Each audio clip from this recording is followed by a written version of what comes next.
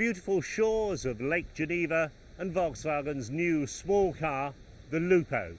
Why do they need a small car? After all, they've got the Polo. Well, the answer is, over the years, Polo has grown into one of the biggest super minis. It's almost the same length and weight as the original Mark I Golf. So Volkswagen say there's room for a new small car contender. Now, while Lupo is small in interior space in the front and passenger side at least, it's very generous. Volkswagen claim that this area is the same size as their Volkswagen Polo, and in the press release they say that's the same size as a medium saloon car. Not quite sure about that statement, and there isn't an awful lot of elbow room on my side, that's for sure. But very generous headroom and lots of leg and hip room, certainly in this car. Comfortable supportive seats for a small car in this price range, and with the Swiss insistence that you stick to their very tight speed limits, and we're told radar traps everywhere, not a huge opportunity to exploit the performance and handling, but certainly cruising round Lake Geneva seems perfectly adequate. This is the 1.4 litre 75 brake horsepower engine. Nice 5-speed gearbox, typically Volkswagen in the way it performs as well. Although it does gulp somewhat on the auto route when you engage the optional air conditioning. If you like the rather extreme colour of this particular car, then you won't mind all these areas of painted metal inside. Personally, I think I'd prefer it if they were properly trimmed.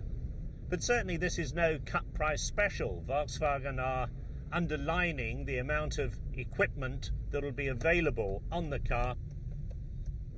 The chassis engineers have paid a lot of attention to ride comfort in this car, and it doesn't pitch and jolt as so many ultra small cars tend to do. In fact, the ride in the back is quite smooth, even if there isn't very much in the way of legroom. Lupo shares its cheeky styling with Seat's Arosa, already on sale in the UK.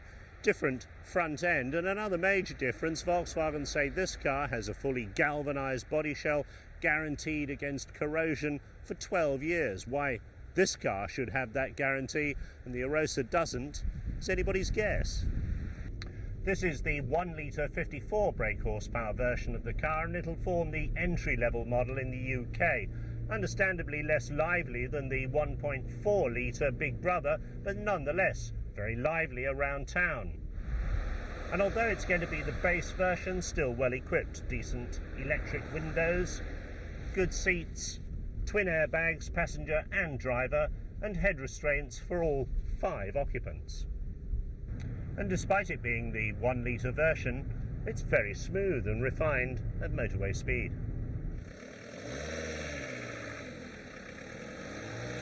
Now, I know Jeremy Clarkson always rubbishes diesels, but in this particular installation, you have to say it makes an awful lot of sense.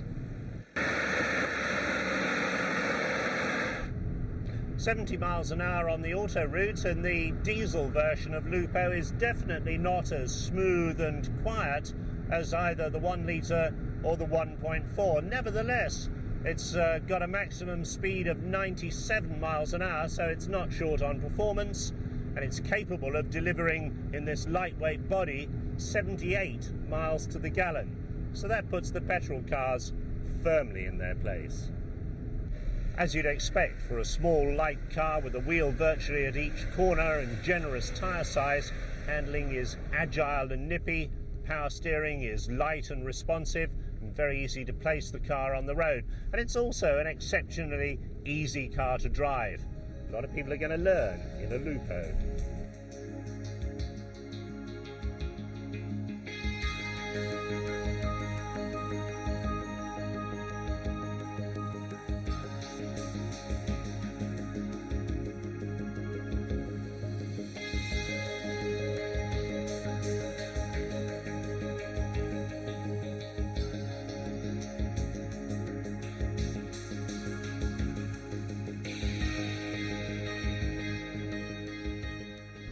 So what are Lupo's competitors? Well, obviously the Ford car springs immediately to mind.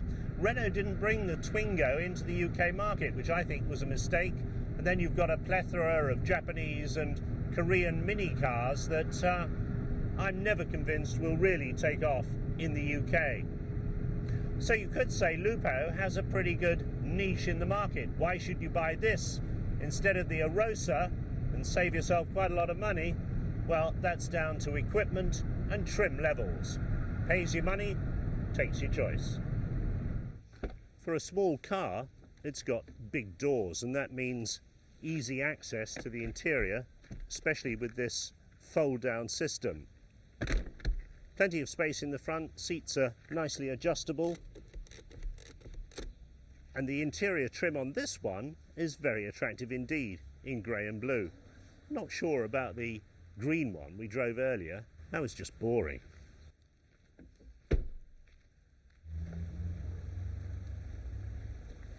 How can Lupo fail? It's well built, well equipped, and the price, certainly on paper, seems to be right. It's fitted with well-proven Volkswagen components, the colours are bright, the interiors are nice.